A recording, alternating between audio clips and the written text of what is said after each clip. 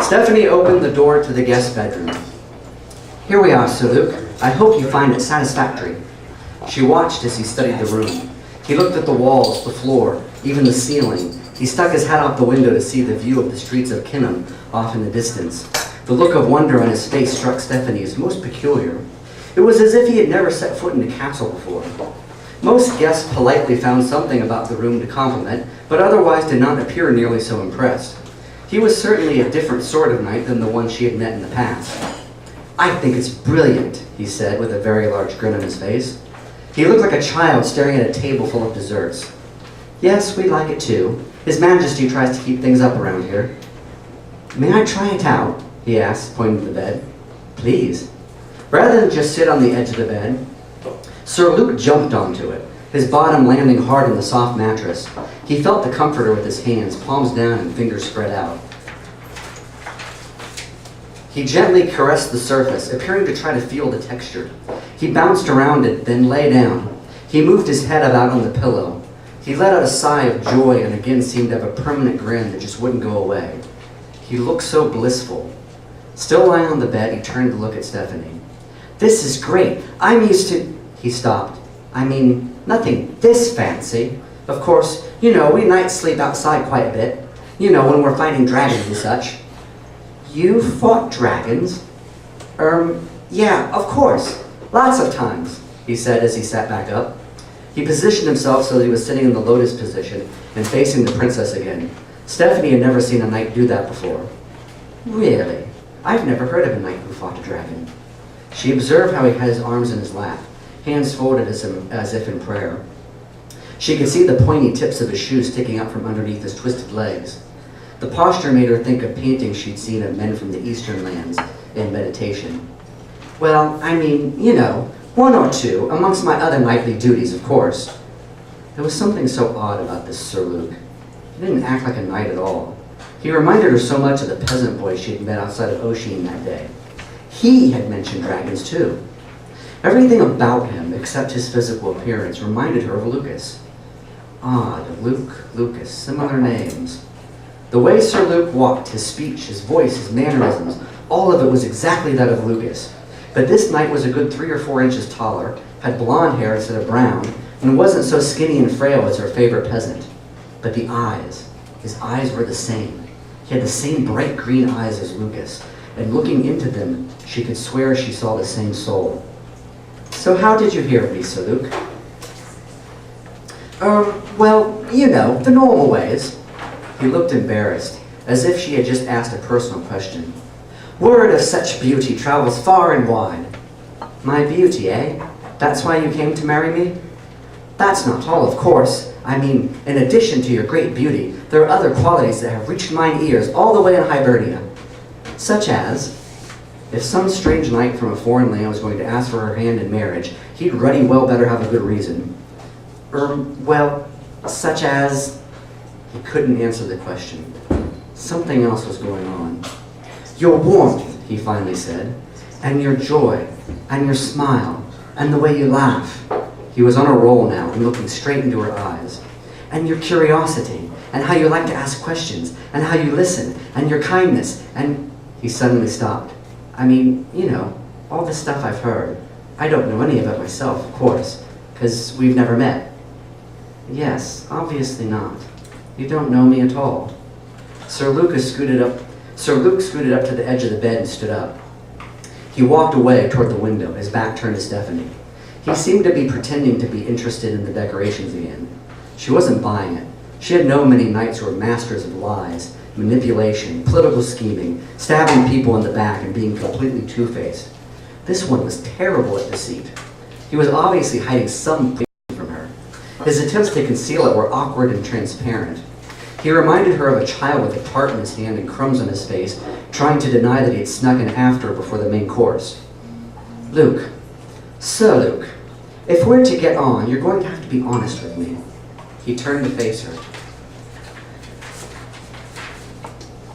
"I am being honest. Everything I said about you is the truth." Stephanie was taken aback. She knew he was hiding something, but the sincerity in his voice just then was unmistakable. Again, he reminded her of the peasant boy Lucas. What are you hiding? Stephanie had a talent for getting the truth out of people, though with some it was easier than others. He lowered his eyes. Nothing, Your Highness. A lie. She wasn't getting anything out of him right now. Best to leave it for now and try again later, she thought. So glad to hear it, she replied out loud. Well, then I suppose I'll leave you to get some rest. You must be exhausted after your journey. A little. Actually, I don't think I can sleep just now. Then make yourself at home, Sir Luke. Feel free to explore the castle. I'll send a page to come get you for dinner. Thank you, Your Highness. Stephanie nodded, then turned and left the room. How are we doing on time? Good. Fabulous. Keep going. Okay. Lucas decided to take the princess up on her offer of exploring the castle. He soon wished he hadn't.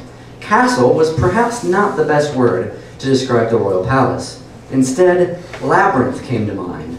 The place was a maze of corridors, winding staircases, and many rooms. I should have asked for a map. Already he was unsure of how to get back to the guest bedroom. The palace was so big, Lucas wondered how anyone could find their way around. Had anyone ever gotten lost and never been seen or heard from again? Such a scenario certainly seemed possible to a peasant boy who was used to things on a much smaller scale.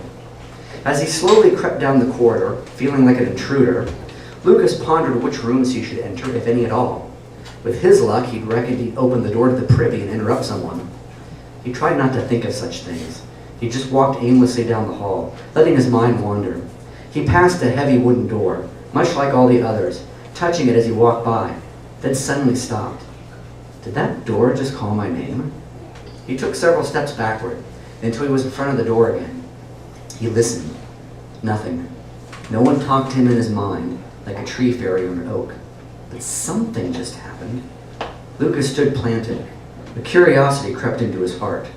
What was behind this door? He had thought the same of all the other rooms he had passed, but never experienced the strong urge that he had right now to enter this one. He felt excited, like a little kid convinced something wonderful lay just beyond. Slowly, he pulled on the handle. It was not locked. The first thing Lucas became aware of was a cold draft rushing up from a winding stairwell. Hello? There was no reply save for his own echo. He moved forward and eased his left foot onto the first step. Hands clinging to the stone wall, he carefully descended, one step at a time all the way down. The bottom of the stairwell opened up into a large room with a low ceiling. There were no windows. Lit torches on the walls provided the only light. The place felt like a dungeon, but Lucas saw neither chains nor prisoners. Against the back wall were bookshelves lined with row upon row of books. Various glass bottles with herbs and other odd-looking items took up additional shelves. Maps hung on the walls. A low fire simmered the contents of the largest black cauldron Lucas had ever seen. It made his mums at home look like one a dwarf or a gnome might use. Or perhaps this one belonged to a giant. Lucas shuddered at that thought, but didn't reckon a giant would fit in a room this size. Lucas glanced at another corner of the room and saw just who lived there. He took a step back and held his breath. At a large wooden desk sat a man. He was short, stocky, and had unkempt, curly gray hair. He stared into an astrolabe and appeared completely unaware of Lucas's presence. Lucas's first instinct was to turn and run, but he held back. All he could do was stare at the man. Like a bird watcher, he tried to observe without being noticed.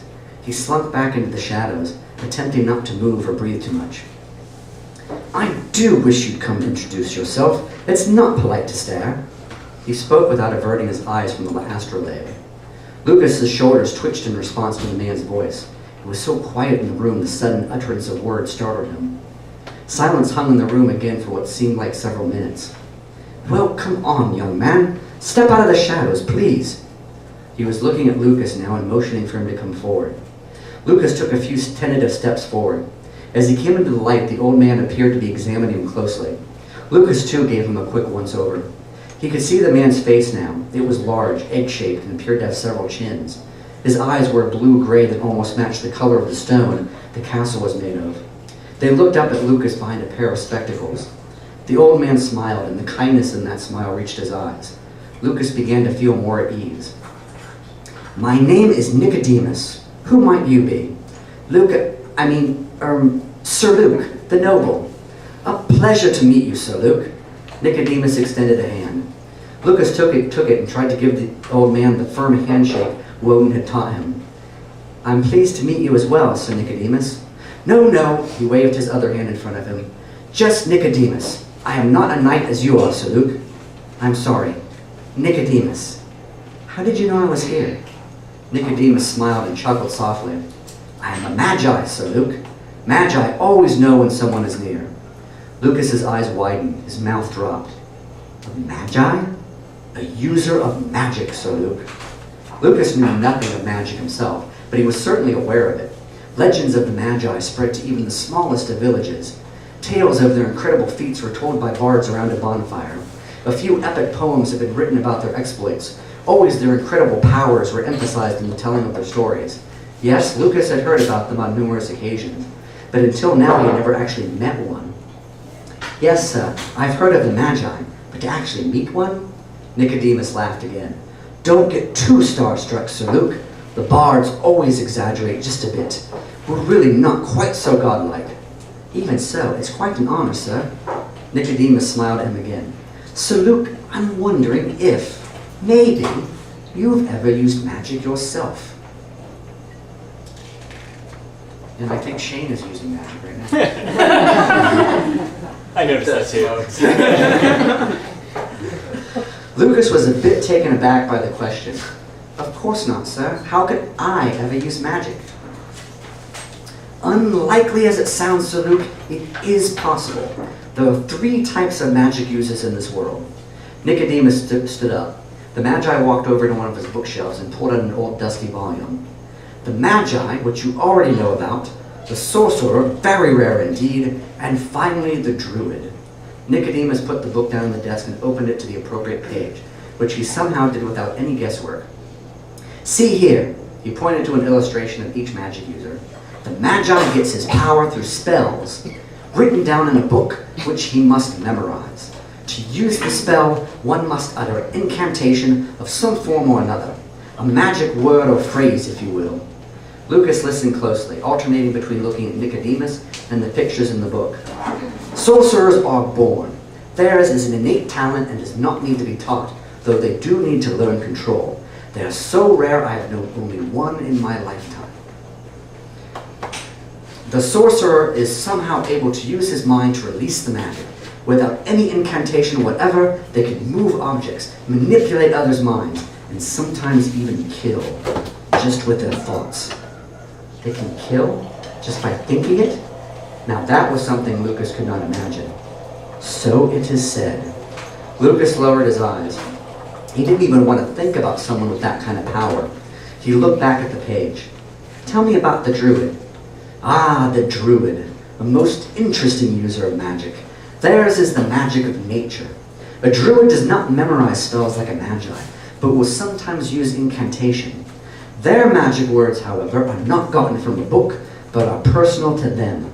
Often a Druid will focus his power through a cherished object, usually something from nature, something like an acorn? Yes, Sir Luke, an acorn would be a good example, though certainly many other objects are possible as well.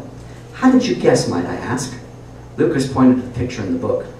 You're very observant, Sir Luke. Yes, the Druid illustrated here is holding an acorn. It is through that object that he is able to tap into the power of nature. Lucas stared at the picture of the Druid. He felt drawn to it. The young man pictured in it looked to be only a few years older.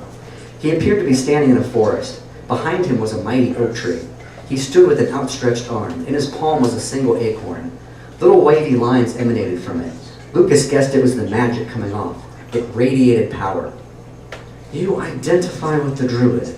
I can tell. I like the forest. I like oak trees. Who knows? Maybe you're a Druid yourself and you don't even know it yet. Lucas had to admit he did identify with the Druid. The idea of being one was attractive to him, but it seemed so likely. I'm far too dumb to be a Druid, he thought. I doubt it, is what he actually said. Don't be so sure, Sir Luke. With the All-Father, all things are possible. Lucas was about to open his mouth to ask, what does the All-Father have to do with any of this? Nicodemus interrupted with, come this way, I have something to show you. How are we doing on time? A little bit over. Fabulous. So if you got a breaking point. This would be a good breaking point, actually. Okay.